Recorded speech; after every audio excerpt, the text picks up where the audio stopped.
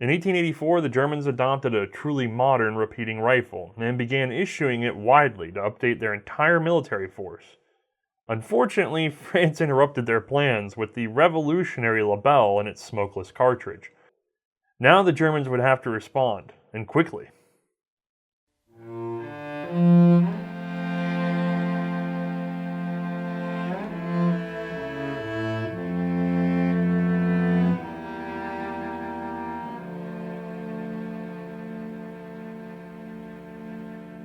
Hi, I'm Othais, and this is the Gewehr 1888 commission rifle. I think you know what we're going to do with it now. Weighing in at 8.5 pounds and at an overall length of 49 inches, the Gewehr 88 is a fairly long and heavy rifle, although not the worst of the era. It loads from an end-block clip with 5 rounds of 8mm Mauser. Now, as we said in the intro, the Germans had actually just in 1884 adopted a new repeating rifle, black powder 11mm tube fed. This gun at that time was very modern. But behind the scenes, honestly, arms development was moving more towards small bore, jacketed rounds, sort of experimenting in materials. There's all this stuff going on, most of it out of like Switzerland. The name Rubin's going to come up a lot. We're going to see it again and again in this show. But the point being is that the French were the first to be able to sort of perfect this technology because the big holdback on all of it was that sort of extra fouling from the black powder cartridges. All these small bore guns, and we'll see experiments with early small bores in like the US Navy and things like that, they kept suffering from black powder fouling. That was solved with the Lebel 1886 and its 8mm cartridge, as we saw in episode 1. Now Germany has to respond to this French threat, and so they go looking for their own small bore smokeless rifle. Unfortunately, the French have smokeless locked down, so chasing a powder is a whole other thing. In addition to that though, just talking about the rifle itself, there's nothing to draw from the commercial market like they usually would. There's not designers sitting around with smokeless rifles ready to go. Some of the black powder designs would be adaptable, and we'll see what sort of functions made it into this gun in just a second, but they're basically starting from scratch. Except they did have Major Armand Meade. Now, Meade had been involved in early jacketed small bore testing. He actually retired in 1880 to submit his own rifle that would show up in 1887. This gun, we don't know a lot about, honestly. We don't have any photos of it that we were able to turn up, but we do know that it was a magazine rifle in 8mm firing RCP powder, which is redundant. It's actually Rottweil cellulose powder. This would be the first powder for the 1888. It would quickly be replaced by something just a little bit better, though. We'll get there in a moment. The other thing that he included on his rifle design, which was not adopted, by the way, they didn't care for it very much, but they did love his barrel jacket, which ultimately did make it onto the 1888. Now, despite not getting his rifle accepted, he did obviously inspire the commission because we have a small bore 8mm, we have the powder that he was using, and we have his barrel jacket carrying over. The rest of this went into sort of a secret commission. This is hush, hush, hush, so we don't have a lot of details on it. It doesn't seem like a lot of it was recorded. But what we end up with is an amalgam rifle. We have various pieces from different designs at the time that were popular and reliable. Here's the barrel jacket from Meade. This acts as a handguard and allows for heat expansion, basically floating the barrel. Unfortunately, it would dent easily and be subject to rapid rust and pitting, so it didn't make it to the later Gewehr 98.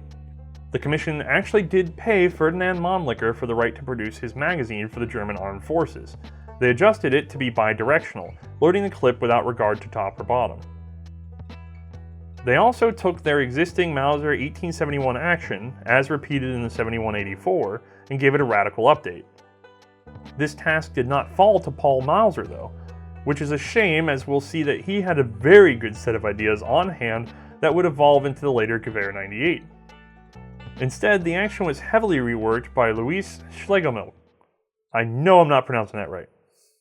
Alright, we'll take our 1888 that we're talking about and set her down for a second. We're going to take our earlier 7184 and also lay it down.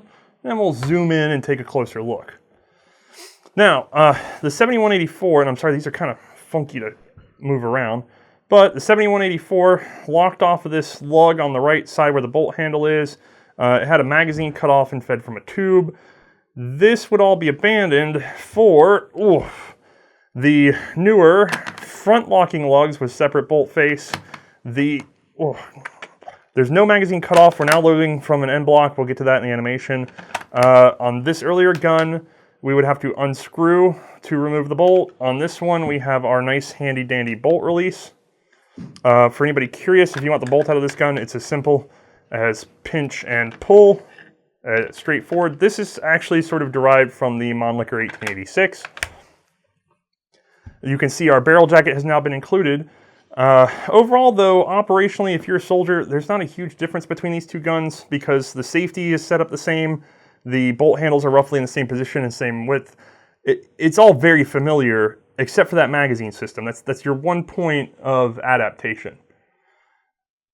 Now, both guns do have, and they're heavy, I'm sorry. Both guns do have the same rear sight setup generally. They both have these basic battle sights with flip up 350 meter on the 1888. Let's get that to a POV for you guys actually. Here we'll see our 250 meter sight, our 350 flip up, and then we're going to see our adjustable ladder, which is marked for its various ranges. Okay, God, these things are heavy. Now, the Commission wanted to have this gun ready in a hurry. They really wanted to catch up to the French as soon as possible.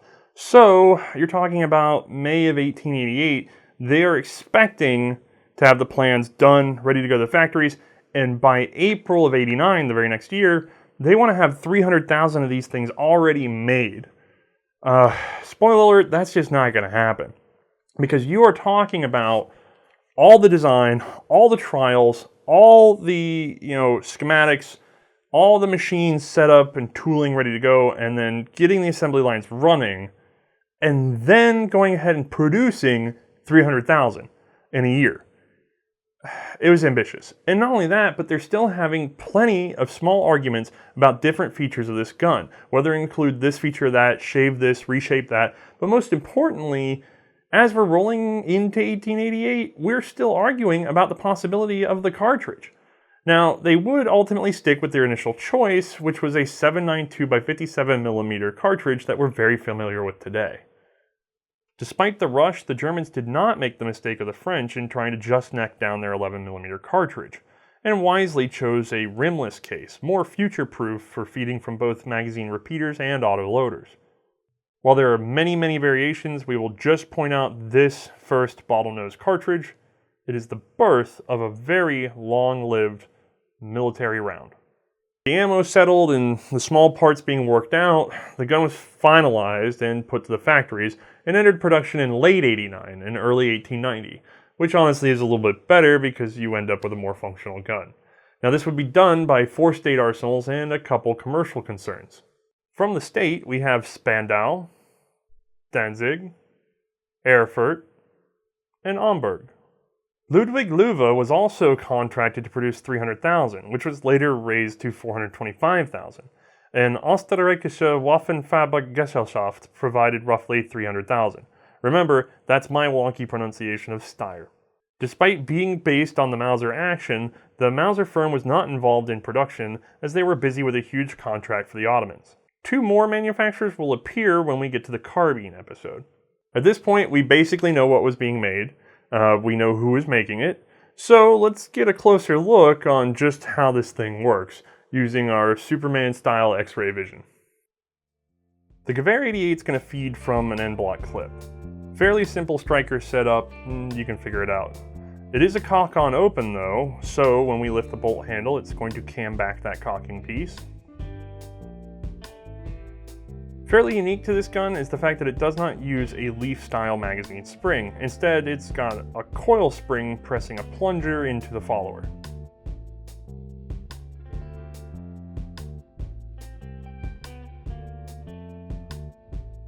The safety is taken from the earlier Mauser 71. Turn it, and it blocks the cocking piece from moving forward.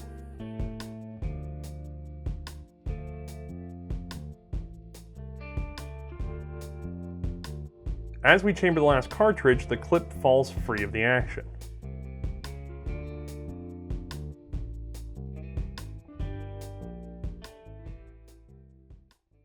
And let's hand this thing over to Mae. All right, let's load up the magazine.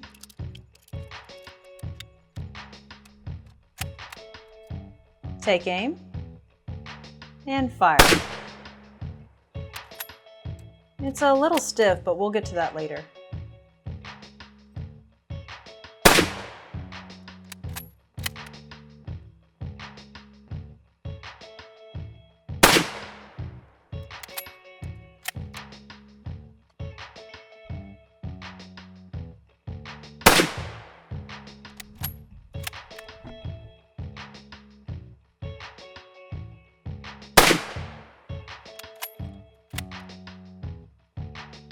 Let's take a look at the damage.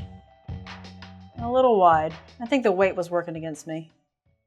Okay, where's Beardy? Just like the Ross, I'm very happy that Mae's still alive. We'll get to that in a moment. First, I should probably say, if you notice some stiffness, that's not really this gun's fault. You see, we used a reproduction clip, and we still had to modify it to get it to feed even remotely reliably. I'm going to try to track down an original, do just a quick video update at some point. We'll see how smooth we can get it. Although, it should be noted that's a potential fault with this gun. If it's reliant on a removable dentable piece, then you can see why we like having the feed lips built in the gun itself. Alright, so production went full tilt on these guns. They dialed it straight up to 11. That's one more than 10. And they got 3 million out with 300,000 carbines, roughly. You see, Germany was going for something that they hadn't been able to do before because, hey, they're a new nation, and they wouldn't really be able to do afterwards until most of the way through World War I, which is rearm everybody with the same standard uniform rifle. To that degree, it was a success. But unfortunately, when you rush, you get mistakes. And in many ways, the Gewehr might be Germany's Ross rifle. But that's getting ahead because we still have two complaints that turn up during the production by Ferdinand Mannlicher and Armand Meig. Addressing Armand Meig first, he had some claims that were going unchecked against this rifle. You see, he was part of a consortium that had been organized before the trials. He had brought a lot of talent and money to bear. He had brought a lot of research to bear. They adopted a barrel-jacketed rifle with an 8mm smokeless cartridge powered by a powder that he introduced at first. They changed that quickly. All this, he felt, led to a gun that was derived from his hard work that he had not received a dime for. Now, he did, however, proof positive supply the barrel jacket. But he was denied a patent in Germany, and a lot of people think that's sort of conspiracy theory level, because why would he be denied his patent? It was a truly unique idea, and he was granted it in other places, most notably Austria, because Germany awarded him 50,000 marks for his general service after these complaints to sort of quiet him up. But they didn't know when they cut that check about the Austrian patent. So when Steyr started production, Meig managed to shut it down for just a short period because they were doing unlicensed production of his barrel. Now, with the line stalling, he quickly received compensation of 1 mark for the first 100,000 of these barrel jackets, and then he received an additional 25 pfennigs for every additional barrel jacket after that. So he saw his payday. Now, by the way, just while we're talking about Meig on a more personal note, his complaints could have been legitimate or not. It's really hard to tell. Medical professionals kind of branded him as having delusions of grandeur and paranoia, and his sort of mental health slipped as he got a little older. We know that he would die of presumably natural causes in 1917, but it's hard to say because we didn't hear a lot about him, because his family sort of secreted him away after there were attempts to have him committed because he was convinced the French were spying on him for his excellent weapons designs, and he even took pot shots out of his apartment window at supposed spies. Back over to Mannlicher, we have a much more complicated story. Not because of the actual history, but because we're not sure of the actual history. It's been repeated everywhere that Mannlicher sued Germany over the magazine and therefore won the rights to produce the 88 abroad. That's not an unreasonable thing to hear. It may still be the truth. My only problem with it is my most trusted reading source says that Mannlicher was paid up front in Germany, but he was not paid for international production rights, which means that when Germany produced in Austria, just like with the Meig barrel jacket problem, that Mannlicher then had the right to ask for more money from Germany. On this source, they say that Germany turned around and looked at Steyr and said, "What are you doing? Get this man away from us." And Steyr quietly took care of it. But that doesn't really explain how Steyr ended up with the rights to produce the 88. Although I've been asking around and nobody seems to have a German or Austrian patent on the 88 out there.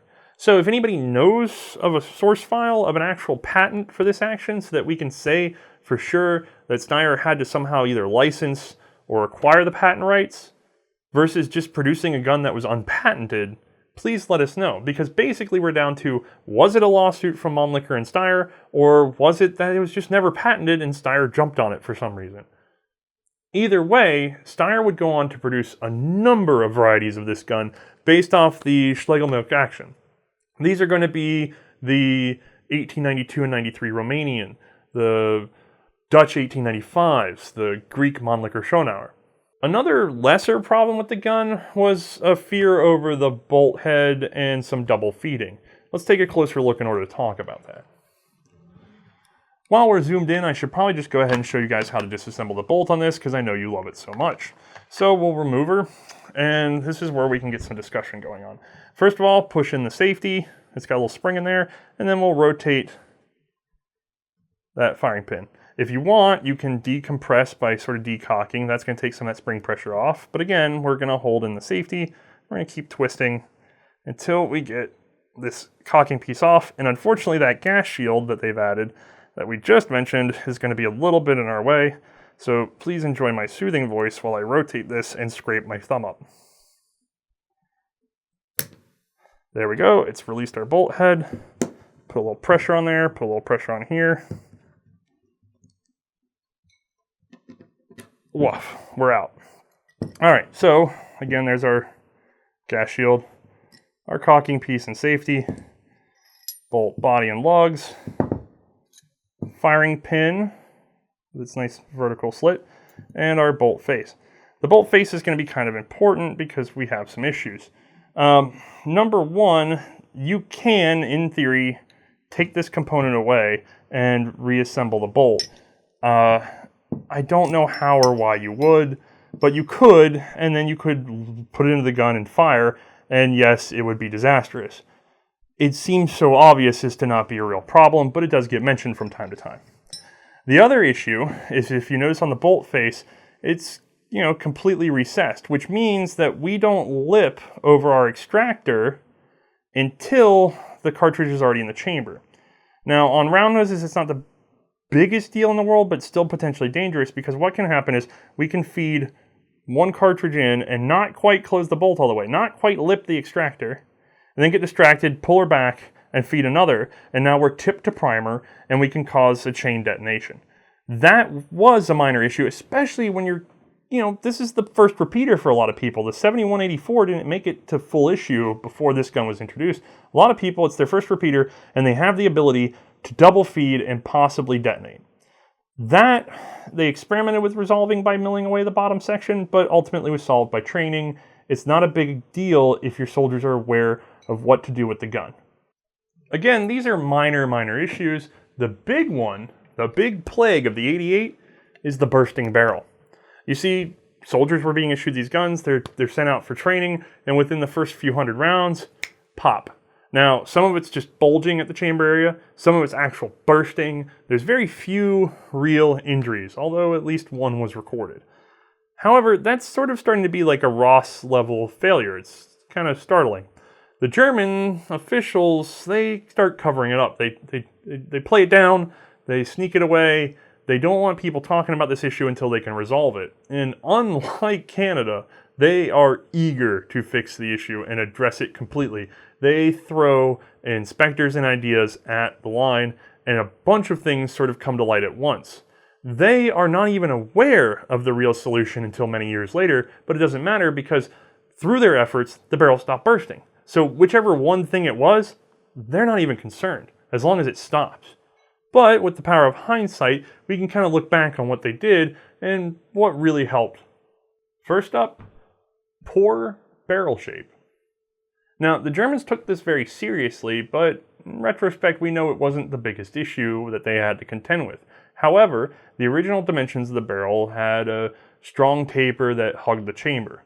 What they would do is make it into a more gradual one, sort of a gentle cone, and that kind of kept the walls thicker on the chamber, gave it a little bit more strength. And it would help, don't get me wrong, especially with some of the concerns we're going to see in a moment, but it's not the big killer. Now, barrels with the updated shape, the change in the taper, they're going to be marked on the receiver with a single punch mark. Poor barrel steel. Now, this is probably the biggest real issue. Low carbon steel was getting into production. The thing is, you're coming from black powder. You don't know that you need that much quality. Or rather, even if you do know, your manufacturing lines have no experience with it and inspection is poor. So you end up with lower carbon content barrels in the mix, and some of them pop. So inspectors were set to work on making sure that the better steel was introduced in the line, and these guns will be marked on the receiver with an NM. Poor rifling. Interestingly, this is one that we know contributes to the barrel popping problem in retrospect. At the time, German officials weren't even concerned about this as part of the rupture problem. Instead, they were having reports that after only 700, 800 rounds, these guns' bores were toast. They were wearing out so incredibly fast. And they experimented and found that if they increased their 0.1 millimeter rifling depth to 0.15, that the barrel life was lengthened considerably and accuracy was barely affected. Barely affected. So they went ahead and made that change. Now, in retrospect, they would find that, honestly, the deeper rifle barrels were less likely to rupture, and it's going to seem pretty obvious. You're not squeezing that bullet. You're not building extra pressure on what is already probably weak steel or a poor shape. Hey, it worked out. But at the time, again, it's one of those things that they did, not even knowing that it was helping the situation. However, in reflection, we do know that. Now, the barrels that have been rebored for the deeper rifling will actually be marked with a Z on the chamber area. Poor proofing. This is going to be another one of those issues that comes about because of the changeover from black powder to smokeless. You see, on the old black powder rifles, they had a system of hot loading and firing to proof test the barrel that they couldn't do on the new smokeless systems. So they were reliant on cartridge proofing, actually loading a cartridge and firing it. Because this is a new system, they weirdly chose to load a cartridge, just any old cartridge, and just stick it in there and fire it. A couple times maybe. And they only did this for however many rifles out of the batch, not a lot, it was a percentage of batch. The problem with that is, you're now testing a rifle right in the middle of performance. You're not overcharging it to make sure that there's a margin of safety. So that became a mess because you should have caught all these bad rifles before they went out in the field with high charge proof testing, but they didn't do high charge proof testing, so they weren't caught, so they went out in the field. So this would get fixed. They would, institute better inspection. Proof marks did not come out until much later, so you're rarely going to see proof marked 88s, but they did start doing batch proofing with higher load cartridges set, degrees above the standard service grade. That proved to be a real lifesaver on these things. It caught the defective batches much sooner. Poor ammunition. This would ultimately be the big killer of barrels. Everything else combined might have saved them, but what was really building up the pressure was the ammunition. And the reason why is because they switched from RCP to nitrocellulose powder, which was done in a flake form, which used something known as ethyl acetate in order to keep the shape while they were forming it. I'm not a chemist. I'm kind of talking out my keister here and going off my notes. But as I understand it, this ethyl acetate would evaporate over time in storage and change the makeup of the ammunition. And part of that process is that it would sort of overcharge the ammo the longer it sat in storage. So what was loaded at was, standard pressure of roughly 47,000 psi. When you went to shoot it months later, could be up to 73,000 psi. And remember, the guns aren't even proofed above 47,000. Of course we're seeing popping. However, the ammunition problem would be fixed, and so by the early to mid 1890s, The Gewehr 88 is no longer bursting, the problems are disappearing. The Germans aren't really sure which little thing caught it because they're not 100% set on the ammo problem, but it's going away. And from then on, the Gewehr 88 would have served perfectly fine up until the adoption of the 98 if it weren't for those dang Jews. These two pamphlets appeared in 1892 and they were authored by Herman Allward, a man who is so wonderful that I am unwilling to show the one picture that we do know we have of him because nuts to that guy. He was a consummate anti-Semite and he liked stirring up trouble. Eerily enough, he did have his ear to the ground and he had noticed two things. First of all, that there were problems with the 88 that the government was sort of hushing up. And second of all, he had heard word that the factory workers and government inspectors over at Loewe were getting along really well. That doesn't mean that there's a conspiracy there. It doesn't mean that there's bribery or collusion. It just means that they're men who enjoy their jobs together. Or maybe there is a problem, but realistically, it's not the real problem with the rifles because the real problem with the rifles was not limited to just Ludwig. But he believed it was. As a matter of fact, he blamed everything on the Jew rifles and came out, like I said, with these two pamphlets. He spread the word everywhere and it caused a firestorm because everyone had heard the rumors of the bad rifles. So your son would go off for training. He'd hear about one of these things bursting. He'd come back and tell you the story. The only explanation out there, because there's no official explanation, is this guy's anti-Semitic spiel. And it caused sort of a political firestorm. So much so that the German army actually re-inspected rifles. They took them in from different arsenals and from Loewe, and they compared them to see was there any discernible difference. And there was none. There was none. They were well within spec of everything else. But the accusation was that these Jews were, they're faking inspection stamps, bribing inspectors, they were loading up good rifles and then stealing them back in the night. What are they doing with them after that? It's not like they're for sale anywhere else. I don't even know. What's the other one? Oh, they were taking multiple targets and shooting them with one good rifle and then saying that 3 more bad ones also shot the 3 targets behind it so that they could just keep selling them through the inspectors. All this terrible conspiratorial stuff. The problem was so big that Ludwig Loewe decided that they were going to leave the firearms market with their name, just their name, because they already were huge owners in Fabrique Nationale and others. So they took those companies and they rolled them into a consortium in 1896 to sort of escape the scandal. This became DWM. It was formed from Waffenfabrik Mauser, Deutsche Metallpatronenfabrik AG, Rheinisch Westfälischen Powder Company, Rottweil Hamburg Powder Company, and Fabrique Nationale. Again, these are all put under the banner Deutsche Waffen- und Munitionfabriken, DWM. The inspectors, Loewe, and the German government would get together and sentence good old Herman Allward to 5 months for his falsehoods and for undermining the perceived security of the German state. He would, however, stick around as sort of a pain in the butt until 1914, when I am ever so sorry to report that he was run over by a car. Now, on that happy note, let's just go ahead and wrap this episode up. I know many of you are probably screaming that there's 900 more things to talk about on this rifle. Don't worry, this is going to become a two-parter in a sense, because in 2 weeks we will have the 8805, which is this rifle surviving the new Spitzer cartridge. Now, let's go ahead though, while we have this original 88 out, and get Mae's opinion on firing it. A little bit of shuffling and some praying that we got all the footage we needed already, and we've made room for Mae. Just by the way, as a note, since some people were concerned, I want to say we always make sure that these guns are unloaded before I film my segments, and we double check that they're unloaded before we hand them to Mae, especially since we're indoors and I'm within eyesight of her. Alright, on that note, let's go ahead and get Mae's opinion on the 88. Starting, I guess, with the handling.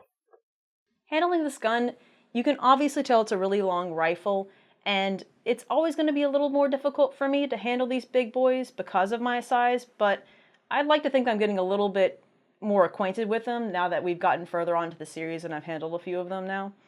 In terms of the weight, don't get me wrong, it's a pretty heavy gun, but I thought this was more balanced than the Lebel, so I found it easier to manage.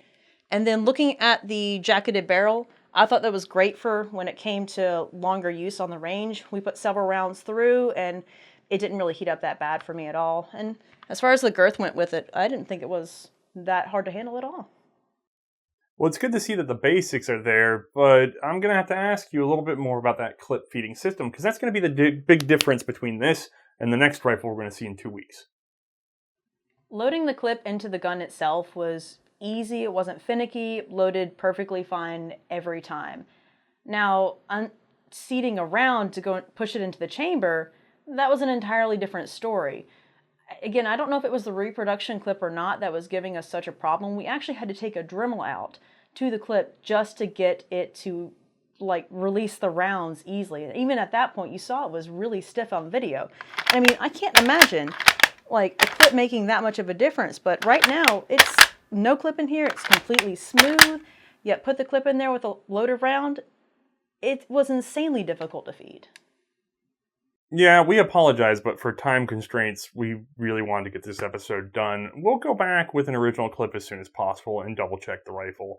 I suspect, given everything I've seen from other clip loading Schlegelmilch rifles, it's fine. I mean, the action's butter smooth. On this original unrefurbished 88, it's gorgeous, especially compared to the later Ottomans. Anyway, let's see, where are we at then? We still need some standard operation stuff, trigger sights, that sort of thing, actually shooting the gun. How did it go? Starting out with the safety on this gun, it's just a regular old standard Mauser safety, so it's pretty easy to flip over. I didn't find it that difficult to use. Looking at the trigger, and obviously the safety is on, it's got a long take up, and the pull is smooth, but I could easily tell when this gun was going to break. And I could see how someone wouldn't be comfortable with that, and it could lead to some flinching. As far as the sights went, I thought they were very clean, crisp sights, easy to read. And then, I guess last thing to talk about really would be recoil. I would say it's because of the weight of the gun, it really didn't have that bad of a recoil for me. I was able to easily realign my sights with every shot. So I'm hearing middle-of-the-road military rifle. Some good, some bad, nothing terrible. Is there anything else that's really unique about this rifle that you really want people to know about? You know, it's not really that remarkable of a gun because it's, like you said, it's middle of the road. It's kind of like a mishmash of a bunch of other guns put together. It's not really got a lot of unique features on it. I will say, though, one thing I did like about it was that, and this is going to be useful in an episode 2 weeks from now, so keep this in mind, it did actually function really well when it continued to heat up throughout use. So that is going to be something you want to keep in mind for next episode. I guess we're down to that classic question. World War I, yes or no? You know, I'm going to say a tentative no on this one because the clip was insanely stiff. The clip was insanely stiff on this one. The action on it shown without the clip was smooth, but adding the clip on there made it insanely difficult to feed rounds. So I would like to try a non-reproduction clip to see if that would make a difference, but for now, I'm going to have to say no. All right, I guess we're going to go with a soft no. Is that soft no? Yeah, pretty much. Okay. Anyway, we don't want to say too much more about this gun, though, because we've got another episode coming up to sort of wrap up the 88 as it moves into the turn of the century. So just sit tight for 2 more weeks, and you're going to get a lot more details on this gun. And with that in mind, we'd like to thank you for watching, and don't forget to stay after the credits for the updates. We're glad to have you all every single time. Yeah, thanks everyone.